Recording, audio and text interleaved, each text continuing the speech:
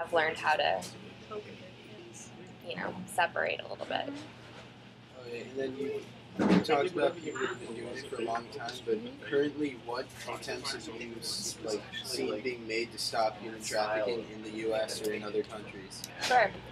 So in the U.S., there's been a lot that's been done in the last few years. So in 2000, the Trafficking Victim Protection Act was passed, which was this big federal legislation, and the U.S. started basically reviewing different countries, like different governments' responses to the problem in their countries, and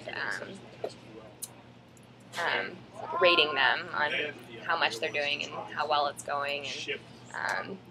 And the U.S. didn't rate itself until a few years ago, but now it's on the list as well. And so that is a step forward. There's now a department in the Department of Justice that's specifically working on the issue. There's the Office of to Monitor and Combat Trafficking in Persons, I think.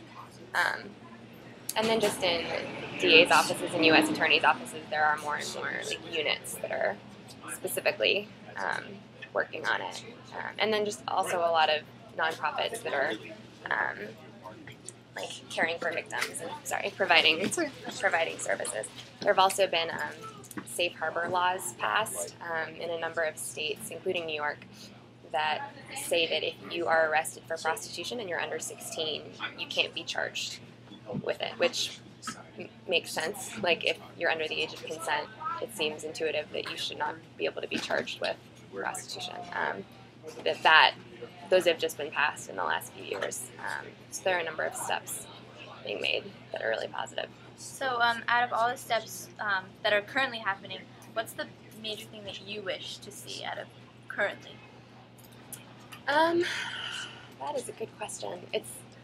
It's tricky because the problem isn't going to be solved as long as there are all these underlying issues like poverty and like family abuse, and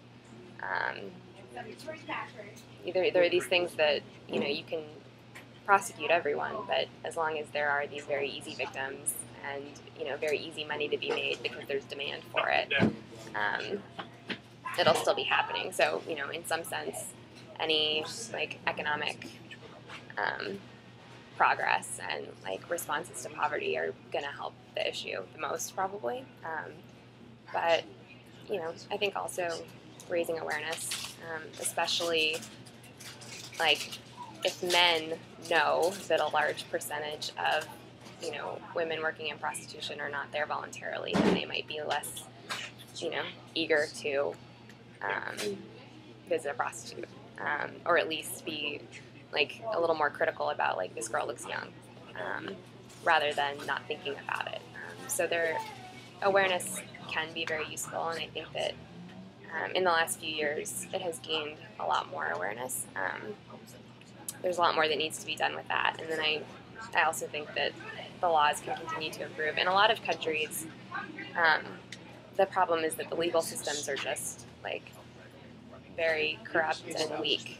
And so, in Cambodia, for example, there was genocide in the 70s, and a big percentage of the population was killed, and so they're kind of rebuilding, and all the educated people were targeted.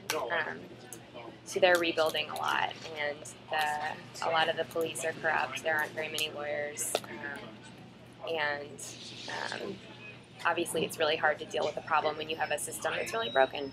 But even in the U.S., in New York, there are problems with police, busting up brothels, but then raping the girls, or bargaining with them that we won't arrest you if you have sex with us. And, so there's corruption everywhere, and that also needs to be cracked down on if things are going to change. As you say, awareness is a big thing. I know it's a huge silent issue in the U.S. What would you say is kind of the sum of what we don't know? Because I think there's a lot that is hidden or isn't aware by the majority. Mm-hmm.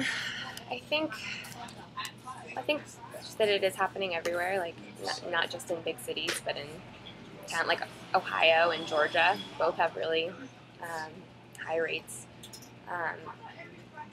And I think also just sort of reframing the issue. Often, like, if you saw a 15-year-old girl, like, who was working as a prostitute, who was dressed, you know, in really revealing clothes, and there's sort of, our culture sees that as like, oh, like, she's like a bad kid, and like, you know, is doing these bad things, and just sort of like reframing that into, you know, like, there's a very good chance that she was abused by a member of her family from a very young age, and you know, grew up without a strong family, without resources, without a good education, and you know, has been manipulated and coerced into doing these things, and is a child, so should not be judged in the way that I think culture often responds. How can you make people like realize that though? Because I think especially today, and especially with like our generation, kids are so like,